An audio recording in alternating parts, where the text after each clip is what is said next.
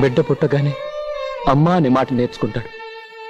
ఆ తర్వాత బళ్ళోకి వెళ్ళి ఎన్నో మాటలు నేర్చుకుంటాడు. కానీ నేను బళ్ళోకి వెళ్ళలేదు.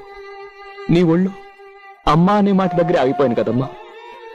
ఆ 2 అక్షరాలు తప్ప 3వ అక్షరం కూడా నేర్చుకోలేదు కదమ్మా. మరి నాకెందుకమ్మా ఈ శిక్ష? ఈ రక్తం చూసావమ్మా, అమ్మా అమ్మా అనే కొట్టుకుంటుంది. నన్ను ముక్కలు ముక్కలుగా నరికినా కూడా నా చివరి రక్తపొట్టు అమ్మా అని అంటుందమ్మా.